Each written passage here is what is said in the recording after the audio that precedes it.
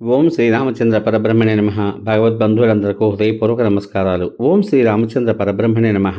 ఆపదామపహర్తారం దాతారం సర్వసంపదాం లోకాభిరామం శ్రీరామం భూయో భూయో నమామ్యహం. ఓం శ్రీరామచంద్ర పరబ్రహ్మణే నమ. శ్రీ వాల్మీకి రామాయణము 4వ కాండైన కిష్కింధాకాండయందలి 24వ సర్గయందలి గల 44 శ్లోకముల యొక్క వచన భావసారాన్ని శోకపీడితుడైన సుగ్రీవుడు ప్రాణములు విడవడానికి రాముని అనుమతిని కోరుట అనే కథగా విందాం. సహింప శక్యం కాని మహావేగం గల దుఃఖ సముద్రంలో మునిగిన ఆ తారను చూసి బలశాలి అయిన సుగ్రీవుడు సాటి లేని సోదర వధకు చాలా దుఃఖించాడు.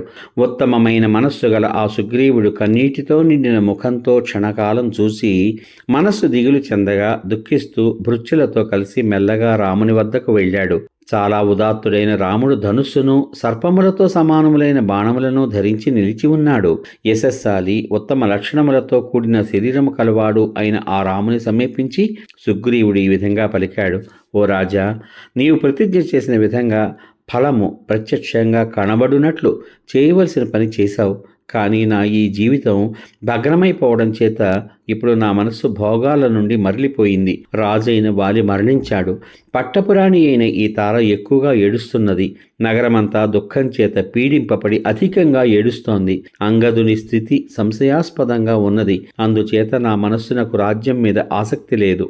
రామా, పూర్వం ఇతడు నన్ను ఎక్కువ అవమానించడం చేత కలిగిన కోపం వలన అమర్షము వలనను ఈ నా సోదరుని చంపాలి అని కోరుకున్నాను.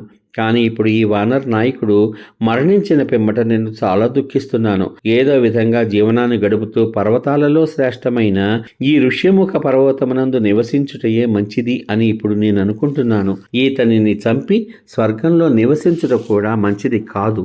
మహాత్ముడు బుద్ధిమంతుడు అయిన ఆ వాలి నిన్ను చంపాలని నాకు కోరిక లేదు, స్వేచ్ఛగా తిరుగు అని నాతో పలికి విడిచిపెట్టాడు. ఆ విధంగా పలుకుట అతనికే తగి ఉన్నది.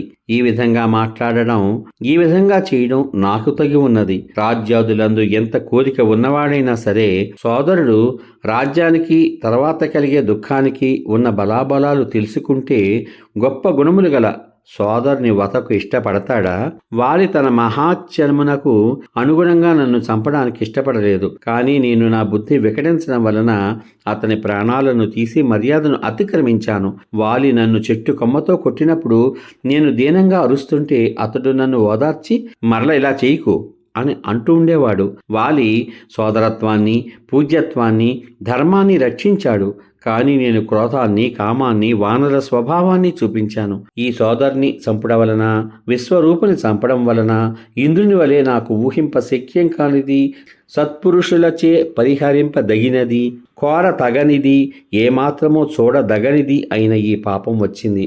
ఇంద్రుడు విశ్వరూపుని చంపడం వలన కలిగిన బ్రహ్మహత్యా పాపమును భూమి ఓషరక్షేత్ర అంటే సవటి భూమి రూపంలోనూ, జలము నురుగులోనూ, వృక్షముల జిగురులోనూ, స్త్రీలు ఆర్తవములోనూ గ్రహించ ఉండవచ్చును గాని వానరుడనైన నేను చేసిన ఈ పాపం స్వీకరించడానికి ఎవరు అంగీకరిస్తారు? ఎవరు సహించగలరు? అధర్మంతో కూడినది, కులనాశనానికి హేతువు అయిన ఇట్టి పనిని చేసిన నేను ప్రజల నుండి ఇట్టి ఆదరమునకు గాని యవ్వరాజ్యమునకు గాని తగినవాడను కాదు. రాజ్యము మాట చెప్పపనియే లేదు. నేను లోకంలో నిందితమైనది, నీచము, లోకమునకు అపకారము చేయునది అయిన మహాపాపాన్ని చేశాను. వర్షము వలన కలిగిన జలవేగము పల్లమునకు ప్రవహించేటట్లు గొప్పదైన ఈ శోకం నన్ను ఆవరిస్తోంది. పాపమనే ఈ గర్వించిన ఏనుగు గొప్ప బలము కలదై నన్ను నదీ తీరమును పొడిచినట్లు పొడుస్తోంది. సోదరుని చంపుట అనున్నదే దీని శరీరము వెనుకటి భాగము, వాలము అయి ఉన్నాయి. దుఃఖమే దీని తొండము, నేత్రములు, శిరస్సు, దంతములు. పరిశుద్ధం కాని బంగారాన్ని అగ్నిలో కాల్చినప్పుడు అది ఆ మలమును సహించక దాని నుండి వేరుపడినట్లు నా హృదయంలో మంచి నడవడిక ఈ పాపమును సహించక దానికి దూరం అవుతోంది. నా మూలమున ఈ అంగదుని దుఃఖమును చూసి కూడా మహాబలవంతులైన ఈ వానర నాయకుల సముదాయం సగం ప్రాణంతో మాత్రమే ఉన్నది అనుకుంటున్నాను. సుజనుడు, వశంలో ఉండేవాడు అయిన అంగదుని వంటి కుమారుడు ఏ విధంగా లభిస్తాడు? ఓ రామా, సోదరుడు లభించు దేశం కూడా ఎక్కడా కనబడదు. వీర శ్రేష్ఠుడైన అంగదుడు ఇటుపైన జీవించడు. తల్లి అయిన తార అతనిని రక్షించడానికై జీవించవచ్చు, కానీ పుత్రుడు లేకపోతే దుఃఖంతో దీనురాలై ఆమె కూడా జీవించదు అని నా నిశ్చయం. నేను నా సోదరునితోనూ అతని మిత్రునితోనూ కలవడానికై ప్రజ్వలించుచున్న అగ్నిలో ప్రవేశిస్తాను. ఈ వానర వీరులు నీ ఆజ్ఞను పాలించి సీతను వెతకగలరు. నేను మరణించినా కూడా నీ కార్యమంతా సిద్ధిస్తుంది. ఇంత అపరాధం చేసి కులాన్ని నశింపచేసిన నేను జీవించడానికి తగను. నాకు మరణించడానికి అనుమతి ఇవ్వు అని పలికాడు సుగ్రీవుడు శ్రీరామునితో.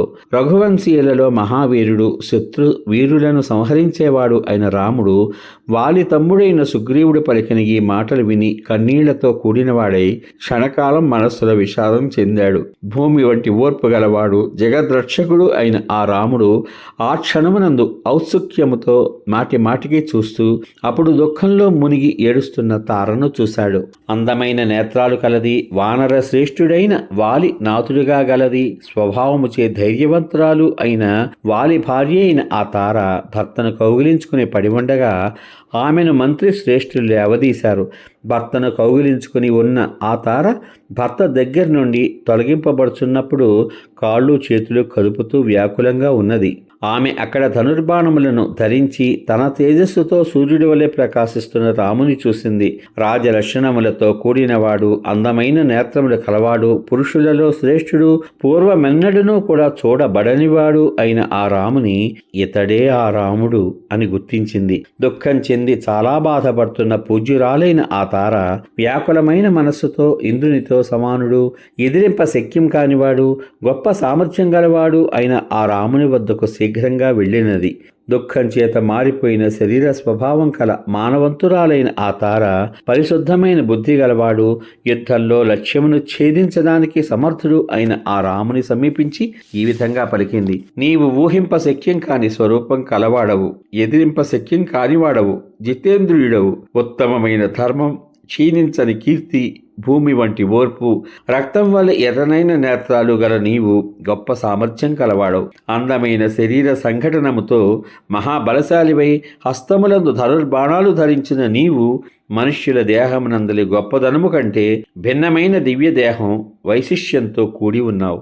ఓ వీరుడా, ఏ బాణంతో నా భర్తను చంపావో ఆ బాణంతో నన్ను కూడా చంపేయి. నేను అతని దగ్గరికి వెళ్తాను. నేను లేకున్నచో అతడు సుఖంగా ఉండలేడు. నా భర్త స్వర్గానికి వెళ్ళిన తర్వాత కూడా ఇటు అటు చూచి నేను కనబడకపోతే అక్కడ ఉన్న అనేక విధములైన ఎర్రని పుష్పాదులు శిరస్సుపై ధరించు విచిత్రములైన వేషములతో కూడిన అప్సరస స్త్రీలను స్వీకరించడు. సీత లేకపోవడం చేత నీవు అందమైన పర్వత ప్రాంతమునందు కూడా ఎట్లు శోకాన్ని కృశత్వమును పొందుతున్నావో అలాగే వాలి నేను లేకపోవడం చేత స్వర్గంలో కూడా శోకమును, రంగు మారిపోవుటను, కృశత్వమును పొందుతాడు. యువకుడైన పురుషుడు స్త్రీ విహీనుడైనచో ఎట్లు దుఃఖాన్ని పొందుతాడో నీకు తెలుసు. అందుచే ఈ విషయాన్ని తెలిసిన నీవు నన్ను చంపివేయి. వారికి నేను కనబడకపోవడం చేత దుఃఖం కలగగుండుగాక. మహాత్ముడవైన నీవు ఈమెను చంపితే స్త్రీహత్యాదోషం కలుగుతుంది అని అనుకుంటున్నావేమో, కానీ ఈమె కూడా వాలి శరీరమే అని భావించి నన్ను చంపి నీకు స్త్రీహత్యాదోషం ఉండదు. శాస్త్రానుసారంగాను అనేక వేదవాక్యముల ప్రకారము భార్య పురుషుని కంటే వేరు కాదు. లోకంలో భార్యాదానమును మించిన దానం మరేదీ లేదని బుద్ధిమంతులు చెబుతారు. నీవు ఈ ధర్మాన్ని గ్రహించి నన్ను నా ప్రియుడైన వారికి ఇచ్చేయి. ఈ విధంగా ఇవ్వడం చేత నన్ను చంపిన పాపం నీకు రాదు. ఓ రాజా, ఆర్తురాలను అనాథురాలను అయిన నన్ను దూరంగా తీసుకుని పోతున్నారు. ఇట్టి స్థితిలో ఉన్న నన్ను నీవు చంపకపోవడం తగదు. ఏనుగు వలె విలాసగా నడుచువాడు, బుద్ధిమంతుడు, అమూల్యమైన శ్రేష్టమైన బంగారు మాల కలవాడు, వానర శ్రేష్ఠుడు అయిన ఆ వాలి లేకుండా నేను చిరకాలం జీవించజాలను అని తార శ్రీరామునితో పలికింది. మహాత్ముడు ప్రభువు అయిన రాముడు ఈ మాటలు విని తారను ఓదార్చి ఇట్లు హితమైన మాటలు పలికాడు.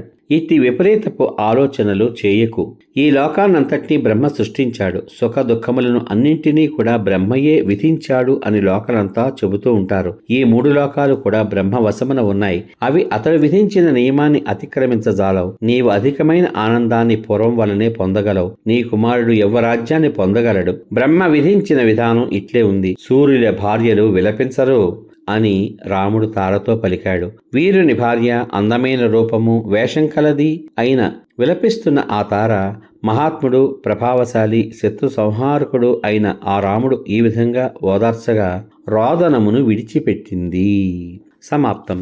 ఇంతవరకు మీరు శ్రీ వాల్మీకి రామాయణం 4వ కాండైన కిష్కింధకాండ యందలి 24వ సర్గ యందలి గల 44 శ్లోకముల యొక్క వచన భావసారాన్ని శోక పీడితుడైన సుగ్రీవుడు ప్రాణములు విడుచుటకు రాముని అనుమతి కోరుట అనే కథగా విన్నారు. రేపటి భాగంలో శ్రీ వాల్మీకి రామాయణం 4వ కాండైన కిష్కింధకాండ యందలి 25వ సర్గ యందలి గల 53 శ్లోకముల యొక్క వచన భావసారాన్ని అంగదుడు వాలికి దహన సంస్కారాలు చేయుట అనే కథగా వింటారు.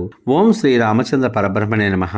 శ్రీరామ రామ రామేతి రమే రామే మనోరమే సహస్రనామ తత్తుల్యం రామనామ వరాననే. ఓం శ్రీ రామచంద్ర పరబ్రహ్మణే నమః. సర్వే జనా సుఖినో భవంతు. శుభమస్తు. స్వస్తి.